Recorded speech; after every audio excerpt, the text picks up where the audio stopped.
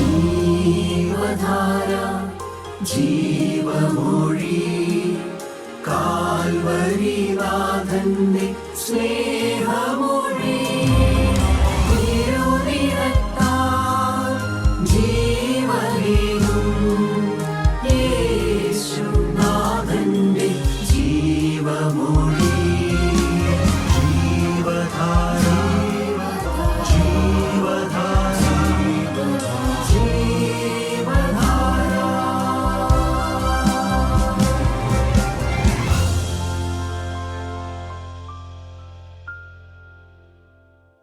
ദൈവനാമം മഹത്വപ്പെടുമാറാകട്ടെ.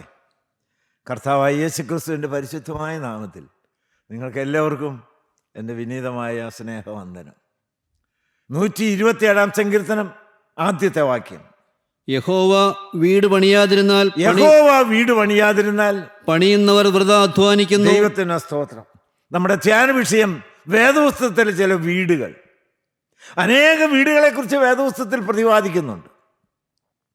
പക്ഷേ വേദപുസ്തകത്തിൽ എടുത്തു പറയാൻ ആഗ്രഹിക്കുന്ന ചില വീടുകൾ ഞാൻ നിങ്ങളോട് പറയട്ടെ. വീട് വളരെ പ്രാധാന്യം അറിയിക്കുന്നതാണ് ആത്മീയ ജീവിതത്തിൽ.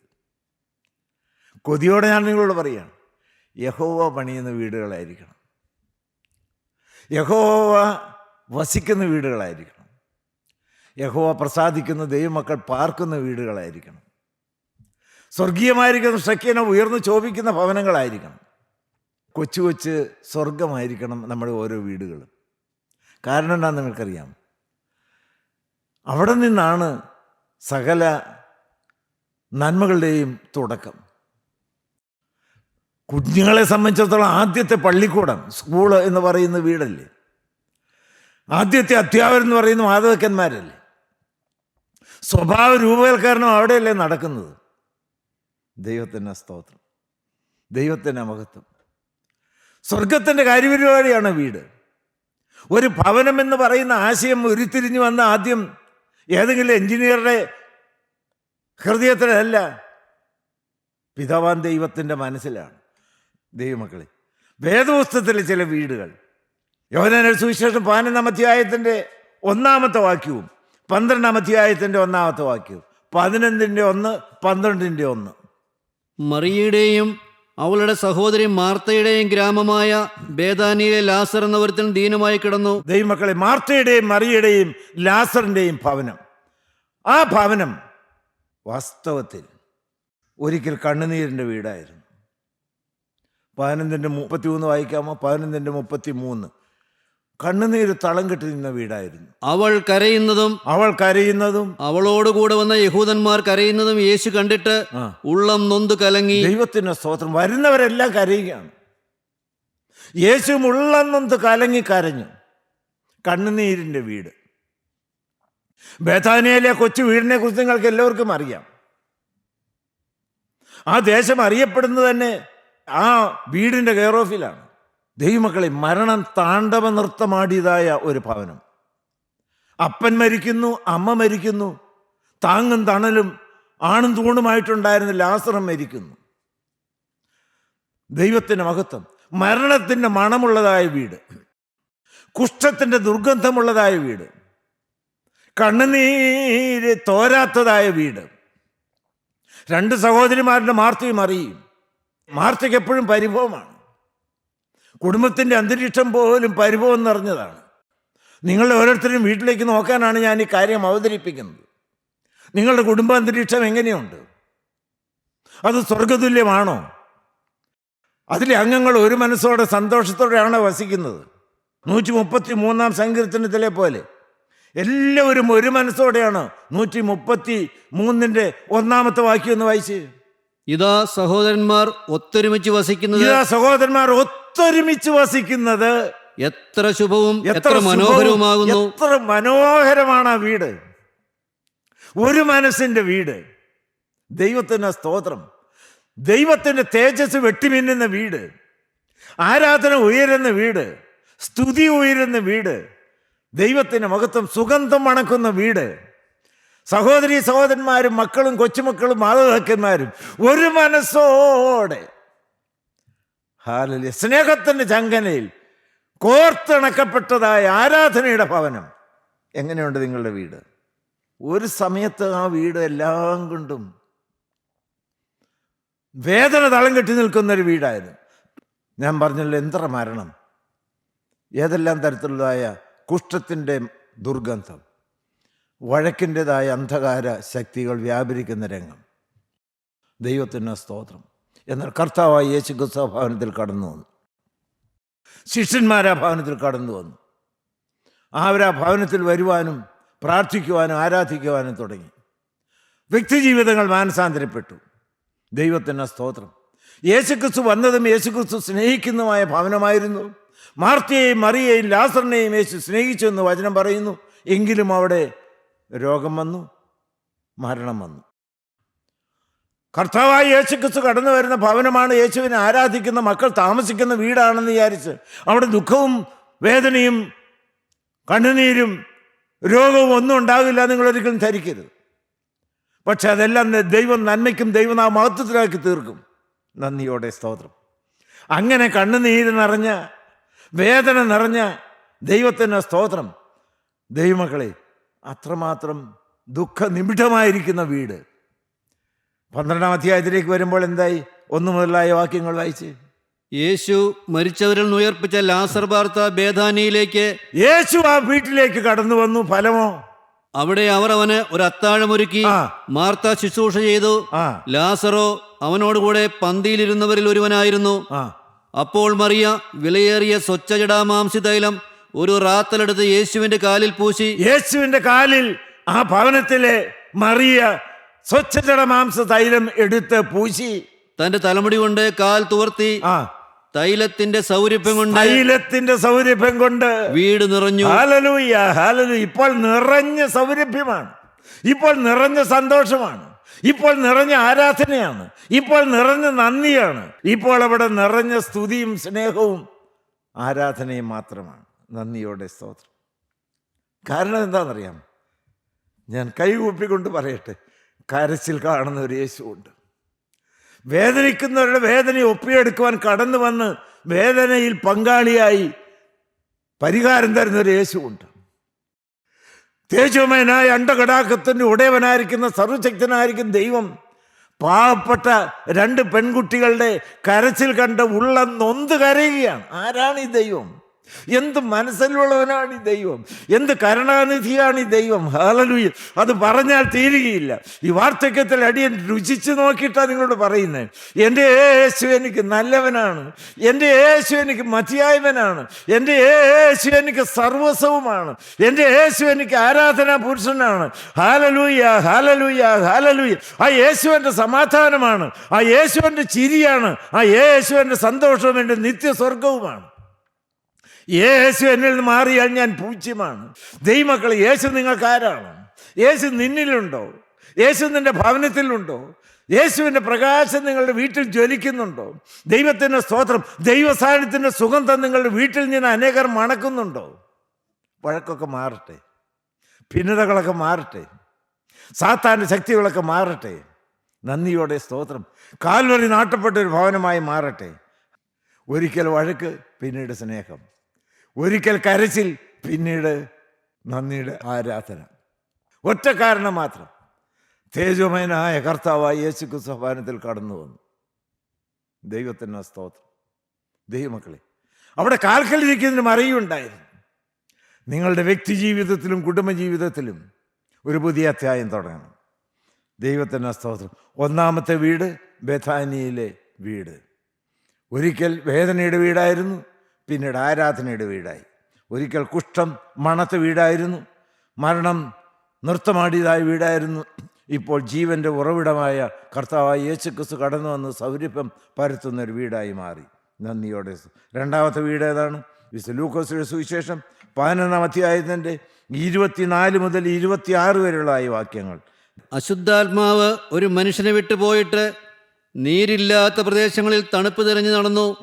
കാണാഞ്ഞിട്ട് ഞാൻ വിട്ടുപോകുന്ന വീട്ടിലേക്ക് ദുരാത്മാവ് ഒരിക്കൽ ഇറങ്ങിപ്പോയ വീടാണ്.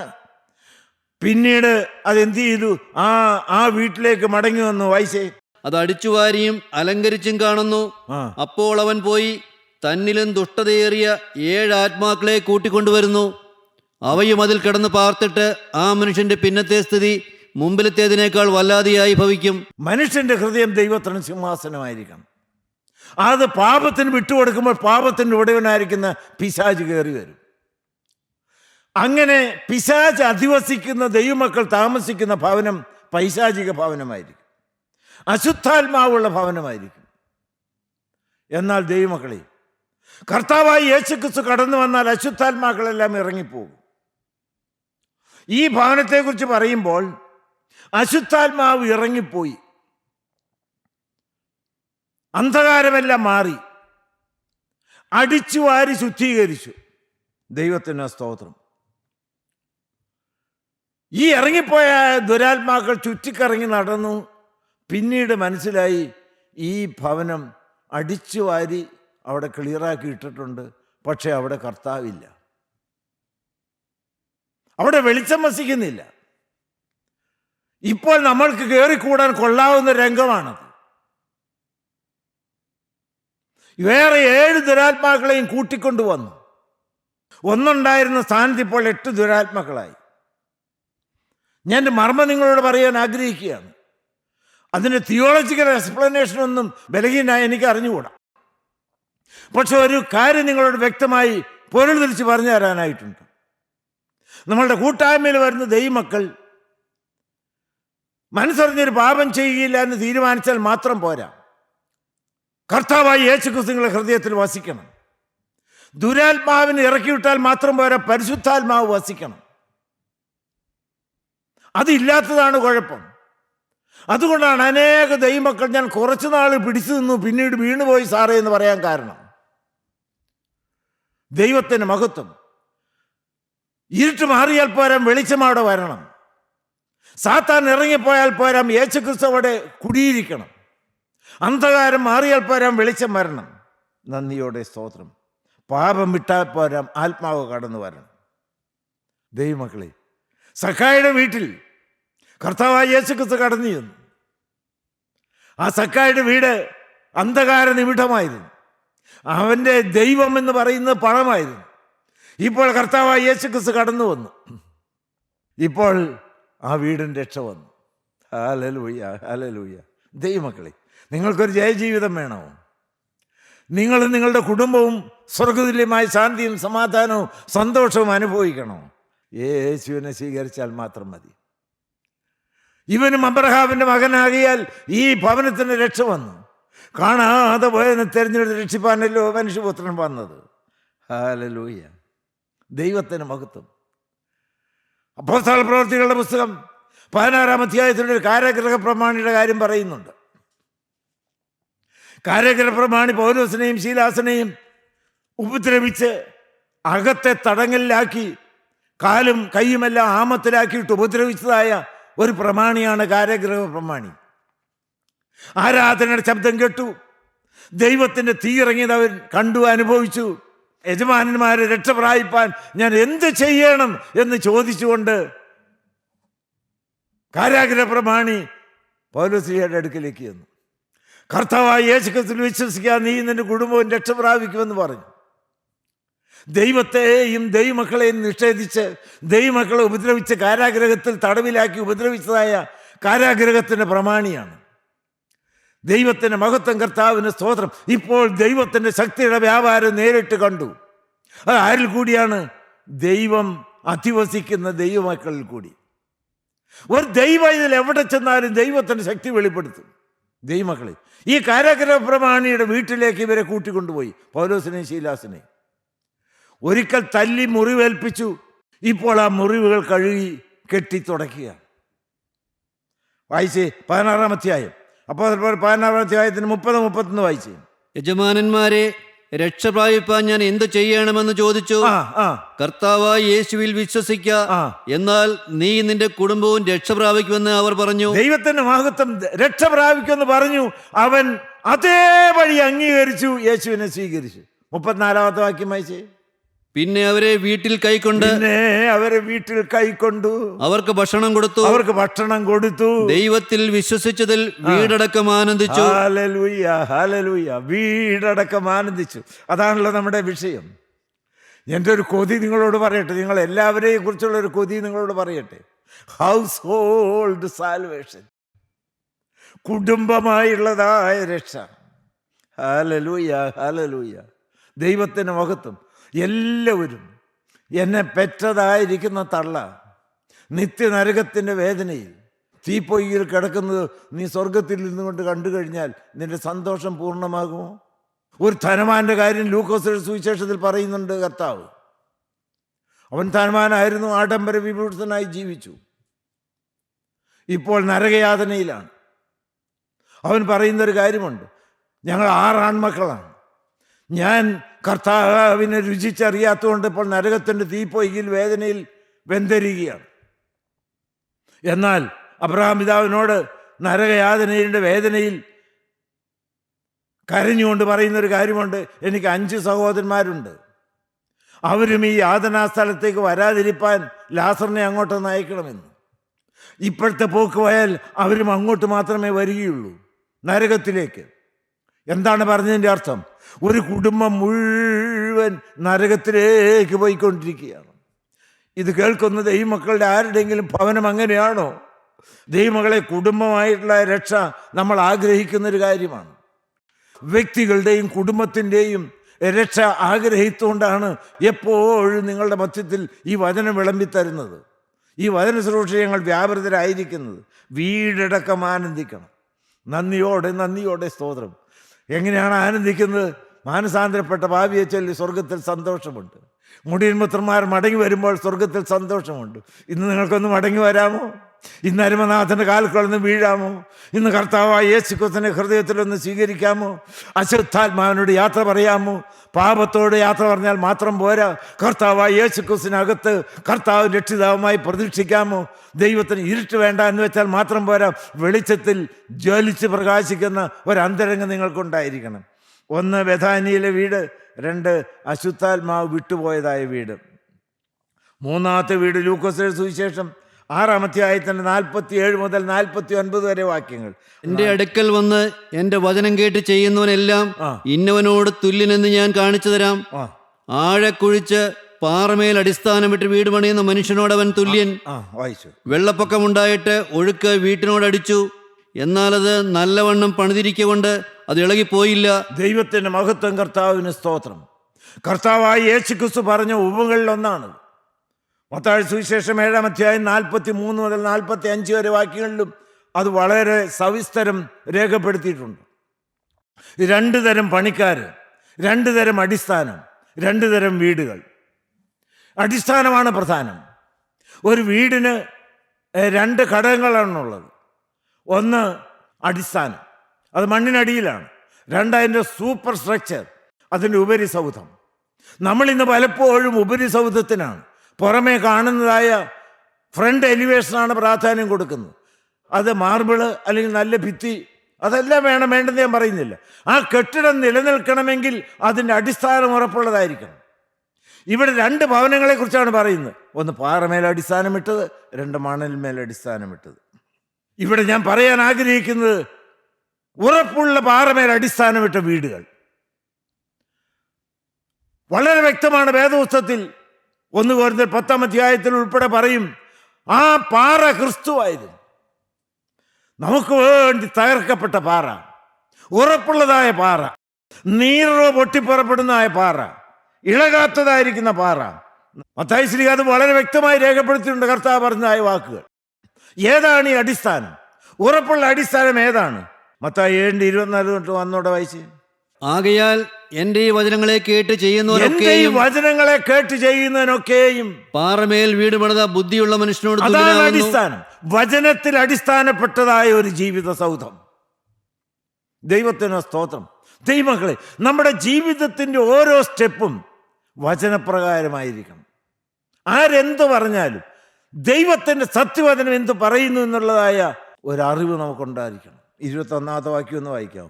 മത്തായി സുവിശേഷം 7-ാം അധ്യായത്തിന്റെ 21-ാമത്തെ വാക്യം. എന്നോട് കർത്താവേ കർത്താവേ എന്ന് പറയുന്നവൻ ഏവനുമല്ല. എന്നോട് കർത്താവേ കർത്താവേ എന്ന് പറയുന്നവൻ ഏവനുമല്ല, സ്വർഗസ്ഥനായ എന്റെ പിതാവിന്റെ ഇഷ്ടം ചെയ്യുന്നവനത്രേ സ്വർഗരാജ്യത്തിൽ കടക്കുന്നത്. ദൈവത്തിന്റെ സ്തോത്രം. 2 വാക്കുകൾ നിങ്ങൾ കേട്ടോ. 1 പറയുന്നവൻ, 2 ചെയ്യുന്നവൻ. We are quite long on talk. But we are quite short on action. വാക്കുകളുടെ കസർത്തല്ല ആത്മീയം എന്ന് പറയുന്നത്, പ്രസംഗമല്ല ആത്മീയം. Hallelujah hallelujah hallelujah. വാചാലതയൊന്നുമല്ല ആത്മീയം എന്ന് പറയുന്നത്. കർത്താവായ യേശുക്രിസ്തുവിന്റെ വചനപ്രകാരം ജീവിക്കുന്ന ദൈവമക്കൾ, ജീവിതം സമ്പൂർണ്ണമായി ദൈവ ഇഷ്ടപ്രകാരം മാത്രം മുന്നോട്ട് കാലടികൾ എടുത്തു വെച്ച് നയിക്കുമെന്ന് തീരുമാനിക്കും ദൈവമക്കൾ. ദൈവത്തിന് സ്തോത്രം. എൻ്റെ ഈ വചനങ്ങളെ കേട്ട് ദൈവത്തിൻ്റെ ഇഷ്ടപ്രകാരം ജീവിതം ക്രമീകരിക്കുവാൻ മനസ്സുള്ള ദൈവമക്കൾ പാറമേൽ അടിസ്ഥാനമിട്ട ദൈവമക്കളാണ്. പണിയുന്ന സമയത്ത് സാഹചര്യം അനുകൂലമായതുകൊണ്ട് മണലിൽ പണിതിനും കുഴപ്പമൊന്നുമില്ല എന്ന് വിചാരിക്കും. പക്ഷെ സാഹചര്യങ്ങൾ മാറി വരും, രോഗം വരും, പ്രയാസം വരും, ശോധന വരും. തീയിൽ ഊതിക്കഴിച്ച പൊന്നുപോലെ പുറത്തു വരുമോ നിങ്ങൾ? വൻമഴ ചൊരിഞ്ഞു, കാറ്റടിച്ചു, വെള്ളം പൊങ്ങി, 2 വീടിന്മേലും അടിച്ചു. മണലിന്മേൽ പണിത വീട് നിലം പൊത്തി. അതിൻ്റെ വീഴ്ച വലിയതായിരുന്നു. എന്നാൽ പാറമേൽ അടിസ്ഥാനമിട്ട് വീട് നിലനിന്നു. ദൈവമക്കളെ, ക്രിസ്ത്യ ജീവിതത്തിൻ്റെ തുടക്കമല്ല ഒടുക്കമാണ് പ്രധാനം. ദൈവത്തിൻ്റെ സ്തോത്രം. വളരെ വ്യക്തമായിരിക്കുന്ന ഒരു ബോധ്യം നമുക്കുണ്ടായിരിക്കണം. തന്നിനായിരിക്കുന്ന പൗലോസ് പറയുന്ന പോലെ, ഞാനും എൻ്റെ കർത്താവും തമ്മിലുള്ള ബന്ധം ഇത് പിരിയ ബന്ധമാണ്.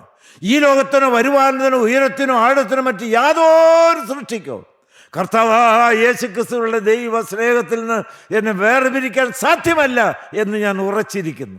ഇതൊരു പിരിയ ബന്ധമാണ്. ദൈവമക്കളെ, കർത്താവുമായിട്ട് അലിച്ചു ചേർന്നൊരു ബന്ധം, താഴ്ത്തലിനോട് ചേർന്നിരിക്കുന്ന ചില്ലി. യേശുക്രിസ്തുവിന്റെ ശക്തി എന്നിലേക്ക് വ്യാപരിക്കുന്നു. ക്രമേണ ഞാൻ യേശുവിൻ്റെ ദിവ്യ സ്വഭാവത്തിന് അനുരൂപമായി ഞാൻ വളർന്നു വരുന്നു. നന്ദിയോടെ സ്തോത്രം. പാറമേൽ അടിസ്ഥാനം ഇടാവും. സമ്പത്തിൻ്റെ മേലല്ല, ആരോഗ്യത്തിൻ്റെ മേലല്ല, അറിവിന്മേലല്ല, യേശുക്രിസ്തു ആകുന്ന പാറമേൽ അടിസ്ഥാനമിട്ട് പണിത് ഉയർത്തിക്കൊണ്ടുവരുന്ന ഒരാത്മീയ സൗധം. അതിന് ദൈവം നിങ്ങൾ കൃപ തരട്ടെ. 4-ാമത്തെ കാര്യം എന്താണ്? പുറപ്പാട് പുസ്തകം 12-ാം അധ്യായത്തിൻ്റെ 12-13 വാക്യങ്ങൾ. ഈ രാത്രിയിൽ ഞാൻ മിസ്രയീം ദേശത്തൂടെ കടന്ന് മിസ്രയീം ദേശത്തുള്ള മനുഷ്യന്റെയും മൃഗത്തിന്റെയും കടിഞ്ഞൂലിനെ ഒക്കെയും സംഹരിക്കും. മിസ്രയീമിലെ സകല ദേവന്മാരിൽ ഞാൻ ന്യായവിധി നടത്തും. ഞാൻ യഹോവയാകുന്നു. നിങ്ങൾ പാർക്കുന്ന വീടുകളിന്മേൽ രക്തം അടയാളമായിരിക്കും. ഞാൻ രക്തം കാണുമ്പോൾ നിങ്ങളെ ഒഴിഞ്ഞ് കടന്നുപോകും. ഞാൻ മിസ്രയീം ദേശത്തെ ബാധിക്കുന്ന ബാധ നിങ്ങൾക്ക് നാശഹേതുവായി. അത് പറയാൻ എനിക്ക് വലിയ സന്തോഷമുണ്ട്. 21 മുതലായ വാക്യങ്ങളും കൂടി എടുത്തു വെക്കണം. ദൈവത്തിന് സ്തോത്രം. രക്തമടയാളമുള്ള വീട്. സംഹാരദൂതൻ സംഹാര താണ്ഡവം നടത്തി ഇതാ അടുത്തു വരുന്നു. അനേക വീടുകളിൽ നിന്ന് കരച്ചിലിൻ്റെ വലിയ ശബ്ദം കേൾക്കാം. കാരണം അവിടെ കുഞ്ഞുങ്ങൾ ചത്തു വീഴുന്നു. ദൈവത്തിൻ്റെ സ്തോത്രം. സംഹാരം നടത്തി വരികയാണ്. എന്നാൽ ഒരു വീട്ടിൽ സംഹാരം നടക്കുന്നില്ല. അവിടെ ആരാധനയുടെ ശബ്ദമായിരുന്നു. കാരണം അവിടെ അറക്കപ്പെട്ട കുഞ്ഞാടിന് തങ്കച്ചോരയുടെ അടയാളമുണ്ടായിരുന്നു. വായിച്ച 21 മുതൽ. അനന്തരം മോശെ ഇസ്രായേൽ മൂപ്പന്മാരെ ഒക്കെയും വിളിച്ച് അവരോട് പറഞ്ഞത്, നിങ്ങൾ നിങ്ങളുടെ കുടുംബങ്ങൾക്കൊത്തവണ്ണം ഓരോ ആട്ടിൻകുട്ടിയെ തിരഞ്ഞെടുത്ത് പെസഹയെ അറുപ്പീൻ. ഈ സോപ്പ് ചെടിയുടെ ഒരു കെട്ടെടുത്ത് കിണ്ണത്തിലുള്ള രക്തത്തിൽ മുക്കി കിണ്ണത്തിലുള്ള രക്തം കുറുമ്പടിമേലും കട്ടിളക്കാൽ 2 തേക്കണം. പിറ്റേന്നാൾ വെളുക്കും വരെ നിങ്ങളിൽ ആരും വീടിന്റെ വാതിലിന് പുറത്ത് ഇറങ്ങരുത്. രക്തമടയാളമുള്ള വീടിനകത്ത് നിങ്ങൾ സുരക്ഷിതരായി അകത്ത് വാതിലടച്ചിരിക്കണം. യഹോവ മിസ്രയീമിനെ ദണ്ഡിപ്പിക്കേണ്ടതിന് കടന്നു വരും. എന്നാൽ കുറുമ്പടിമേലും കട്ടിളക്കാൽ 2 കടന്നു വരുമ്പോൾ രക്തം കാണുമ്പോൾ യഹോവ വാതിലൊഴിഞ്ഞ് കടന്നുപോകും. ദൈവത്തിന് സ്തോത്രം. ഹല്ലേലൂയ. സംഹാരദൂതൻ മാറിപ്പോകും. ദൈവമക്കളെ ഇപ്പോൾ നടക്കണം. Hallelujah hallelujah hallelujah. സാത്താന്റെ ഏറ്റവും വലിയ ആക്രമണത്തിൽ നിങ്ങൾ രക്ഷ പ്രാപിക്കണമോ? നിത്യനരകത്തിൽ നിന്ന് നിങ്ങൾക്ക് സ്വർഗരാജ്യത്തിന്റെ അവകാശം പ്രാപിക്കണമോ? മരണം മാറിപ്പോകണമോ? വലിയ മതിൽ കെട്ടിയാൽ പോരാ, ദൃഢമായിരിക്കുന്ന വാതിലുകൾ ഉണ്ടായാൽ പോരാ. കുഞ്ഞാടിന്റെ രക്തത്തിന്റെ അടയാളം നിങ്ങളുടെ നെറ്റിമേലും നിങ്ങളുടെ അവയവങ്ങളുടെ മേലും ഉണ്ടായിരിക്കണം. ഞാൻ പ്രായോഗികമായിട്ട് നിങ്ങളോട് പറയാം. ഞാൻ പലപ്പോഴും ആഗ്രഹത്തോടെ ചെയ്തു പോകുന്ന ഒരു കാര്യമുണ്ട്. കുന്തത്താൽ തുറക്കപ്പെട്ട് തിരുവിലാവിൽ നിന്ന് പച്ചരക്തം വാർന്നൊലിച്ച് കിടക്കുന്ന കർത്താവായ യേശുക്രിസ്തുവിന്റെ ക്രൂശിൻ ചുവട്ടിലേക്ക് ഭയത്തോടും വിറയലോടും വിശ്വാസത്തോടും ഏകാഗ്രതയോടും കൂടി അങ്ങ് കടന്നു ചെല്ലും. ആ രക്തത്തിൻ്റെ ഒഴുക്ക് ഇന്നും നിന്ന് പോയിട്ടില്ല. ഞങ്ങളോ ക്രൂശിക്കപ്പെട്ട ക്രിസ്തുവിനെ പ്രസംഗിക്കുന്നു. നിങ്ങളെല്ലാവരും ആ രക്തത്തിൻ്റെ സുഗന്ധം ഇവിടെ മണക്കുന്നില്ലേ? ഞാനത് മണക്കുകയാണ്. ഹല്ലേലൂയ. ആ രക്തം എന്നെ മാടി വിളിക്കുകയാണ്. ആ രക്തം ഇവിടെ ഗുണകരമായി സംസാരിക്കുകയാണ്. നിങ്ങളെല്ലാവർക്കും സ്ഥലമുണ്ട്, ക്രൂശിൻ ചോട്ടിലേക്ക് വരാം. എന്നിട്ട് പാവപ്പെട്ട അടിയൻ എന്ത് ചെയ്യും? കർത്താവേ, എൻ്റെ ഹൃദയമാണ് ആദ്യം എനിക്ക് കാണിച്ചു തരാനുള്ളത്. അത് അശുദ്ധമാണ്, അത് അഹങ്കാരമുള്ളതാണ്, അത് അശുദ്ധിയുള്ളതാണ്, അത് അസൂയുള്ളതാണ്, അത് കയ്പുള്ളതാണ്, അത് പകയുള്ളതാണ്, അത് വിദ്വേഷമുള്ളതാണ്. ഹല്ലേലൂയ. അതെന്തെല്ലാം കൊണ്ട് കഴിയാലും അതിൻ്റെ കറ മാറുന്നില്ല. എന്നാൽ കുഞ്ഞാടേ, നിന്റെ രക്തത്തിൻ്റെ ഒരു തളിപ്പ് തരണമേ. Hallelujah, hallelujah, hallelujah, hallelujah. ഈ കൈ എന്തെല്ലാം വൃത്തികെട്ട പാപങ്ങൾ ചെയ്തു പോയതാണ്. അത് ദുർഗന്ധം വമിക്കുന്നതാണ്. അതങ്ങ് കാണിച്ചേ. കുഞ്ഞാടിൻ്റെ രക്തം ഒരു തുള്ളി അവിടെ വീഴട്ടെ. ഹല്ലേലൂയ. വേണ്ടാത്ത സ്ഥലത്തേക്ക് നടന്ന കാലുകൾ കുഞ്ഞാടിൻ്റെ രക്തം തളിക്കട്ടെ. നിങ്ങളുടെ കണ്ണുകൾ എന്തെല്ലാം കണ്ടുപോയതാണ്. ഞാനും എൻ്റെ കണ്ണുകൊണ്ട് അരുതാത്തു നോക്കി രസിച്ചു പോയിട്ടുണ്ട്, മോഹം വന്നിട്ടുണ്ട്. കർത്താവേ, തിരുരക്തം എൻ്റെ കണ്ണിന്മേൽ തളിക്കണമേ. ഈ വചനം പറയുന്ന നാവിന്മേൽ രക്തം കൊണ്ട് കുരിശടയാളം ഇട്ട് തരണമേ. Hallelujah, hallelujah, hallelujah. ആന്തരികവും ബാഹ്യമായിരിക്കുന്ന ഓരോ അവയവങ്ങളിലും അറക്കപ്പെട്ട കുഞ്ഞാടിൻ്റെ തങ്കച്ചോരയുടെ അടയാളം ഇട്ട് മേടിച്ചുകൊണ്ട് വേണം നിങ്ങൾ എല്ലാവരും ഇവിടെ ഇറങ്ങിപ്പോകാൻ. അടയാളമുള്ള ഒരുത്തനെയും തൊടരുത്. നിങ്ങൾ വസിക്കുന്ന വീട്ടിലും അവിടെ വസിക്കുന്ന നിങ്ങളിലും കുഞ്ഞാടിൻ്റെ രക്തത്തിൻ്റെ അടയാളമുണ്ടെങ്കിൽ സാത്താൻ തൊടുകയില്ല. അങ്ങോട്ട് കയറണ്ട. കാരണം കുഞ്ഞാടിൻ്റെ അടയാളം നിങ്ങൾ പ്രാപിച്ചോ. ദൈവം നിങ്ങളെ അനുഗ്രഹിക്കട്ടെ. ഒരു വാക്കോട് എനിക്ക് പറയാനുണ്ട്. കുഞ്ഞാടിൻ്റെ അടയാളമുള്ള ദൈവമക്കളാണോ? കുഞ്ഞാടിൻ്റെ അടയാളമുള്ളതായിരിക്കുന്ന വീട്ടിൽ ആരാധനയോടെ താമസിക്കുന്ന ദൈവമക്കളാണോ? കൊരിന്ത്യർക്ക് എഴുതിയ 2-ാമത്തെ ലേഖനം 5-ാം അധ്യായത്തിൻ്റെ 1-ാമത്തെ വാക്യം. അങ്ങനെയുള്ള ദൈവമക്കൾക്ക്, ഉറപ്പുള്ള അടിസ്ഥാനമുള്ള ഭവനത്തിൽ താമസിക്കുന്ന ദൈവമക്കൾക്ക്, വിട്ടുപോയ ദുരാത്മാക്കൾ വിട്ടുപോയി കർത്താവായ യേശുക്രിസ്തുവിനെ ഹൃദയത്തിൽ പ്രതിഷ്ഠിച്ചതായ ദൈവമക്കൾക്ക്, ഒരിക്കൽ ദുർഗന്ധം വമിക്കുന്ന വീടായിരുന്നു ഇപ്പോൾ സൗരഭ്യം മണക്കുന്ന വീട്ടിലെ ദൈവമക്കൾക്ക് ഒരുക്കുന്നതായ ഒരു ഭവനമുണ്ട്. 2 കൊരിന്ത്യർ 5:1. കൂടാരമായ ഞങ്ങളുടെ ഭൗമഭവനം അഴിഞ്ഞുപോയാൽ കൈപ്പണിയല്ലാത്ത നിത്യഭവനമായി ദൈവത്തിന്റെ ദാനമായ ഒരു കെട്ടിടം ഞങ്ങൾക്ക് സ്വർഗത്തിലുണ്ടെന്നറിയുന്നു. ഹല്ലേലൂയ. ഒരു സ്വർഗ വീട് അങ്ങനെയുള്ളവർക്ക് വേണ്ടി ഒരുങ്ങി തീരാറായിട്ടുണ്ട്. Hallelujah, hallelujah, hallelujah, hallelujah, hallelujah. അതെൻ്റെ പിതാവിൻ്റെ ഭവനമാണ്. കർത്താവായ യേശുക്രിസ്തുവിന്റെ വ്യക്തമായിട്ട് പറഞ്ഞു, ഞാൻ പോവുകയാണ് മക്കളെ. എൻ്റെ പോക്കിന് വലിയൊരു ഉദ്ദേശമുണ്ട്. നിനക്കൊരു വീടുണ്ടാക്കാനാണ്, നിങ്ങൾക്കൊരു ഭവനമുണ്ടാക്കാനാണ്. എൻ്റെ പിതാവിൻ്റെ ഭവനത്തിൽ അനേക വാസസ്ഥലങ്ങളുണ്ട്. ഞാൻ ഭവനം ഒരുക്കുവാൻ പോകുന്നു. ഭവനം ഒരുക്കി തീർത്ത ശേഷം ഞാൻ മടങ്ങി വരും നിങ്ങളെ ചേർക്കാനായിട്ട്. ഹല്ലേലൂയ. നഷ്ടപ്പെടരുത് കേട്ടോ. ഇന്ന് നിങ്ങൾക്ക് ഓരോരുത്തർക്കും ഭാഗമായിരിക്കുന്ന ഒരു വാടാത്ത കിരീടം പരിശുദ്ധ റൂഹ നമുക്ക് വേണ്ടി സ്വർഗത്തിൽ ഒരുക്കി വെച്ചിട്ടുണ്ട്. കാലം തീരാറായി. മണവറ ഒരുങ്ങി തീരാറായി. മണവാളൻ സഭയെ ചേർക്കാൻ വരാറായി. നന്ദിയോടെ സ്തോത്രം. കുഞ്ഞാടിൻ്റെ രക്തത്തിൻ്റെ അടയാളമുണ്ടോ? ഒരുങ്ങി നിൽക്കുക, ഉണർന്നിരിക്കുക. നന്ദിയോടെ സ്തോത്രം. സ്വർഗ വീട്ടിൽ പോകുമെന്ന് ഉറപ്പ് വരുത്തുക. ഇവിടെ കയറി വരിക എന്നുള്ള ശബ്ദം കേട്ടുകൊണ്ട് മരിക്കുക. നമുക്ക് പ്രാർത്ഥിക്കാൻ. കാരണം നിറഞ്ഞ ദൈവമേ, വാഴ്ത്തപ്പെട്ട പൊന്നു കർത്താവേ, ഈ സ്വർഗീയ നിമിഷങ്ങൾക്കായി ഞങ്ങൾ നിന്നെ സ്തുതിക്കുന്നു. സ്വർഗ വീടിൻ്റെ അവകാശം പ്രാപിപ്പാൻ കൊണ്ട് ഞങ്ങളെ വരുന്നതുകൊണ്ട് ഒരുക്കുന്നതിനായി ഞങ്ങൾ നിന്നെ സ്തുതിക്കുന്നു. നിന്റെ രക്തത്തിൻ്റെ അടയാളമുള്ള മക്കളായിട്ട് ഞങ്ങൾ ഇവിടെ എഴുന്നേൽക്കുകയുള്ളൂ. Hallelujah, hallelujah. ഞങ്ങൾക്ക് ഓരോരുത്തർക്കും കുഞ്ഞാടിൻ്റെ രക്തത്തിന് തളിപ്പ് തരണമേ. അകത്തും പുറത്തും കർത്താവെ രക്തം തളിച്ച് ശുദ്ധീകരിച്ച് നിന്റെ പ്രിയ മക്കളായി, അവകാശമുള്ള മക്കളായി, സ്വർഗ വീട്ടിൻ്റെ അവകാശികളാക്കി ഞങ്ങളെ തീർക്കണമെന്ന് ഞങ്ങൾ നിന്നോട് അപേക്ഷിക്കുകയാണ്. കരുണ തോന്നണമേ, അനുഗ്രഹിക്കണമേ, മഹത്വം തിരുമേനി എടുക്കണമേ. യേശു കർത്താവിൻ്റെ പരിശുദ്ധ നാമത്തിൽ അപേക്ഷിക്കുന്നു. കൃപയോടെ കേട്ട് ഉത്തരമരുളുമാറാകണമേ. ആമീൻ.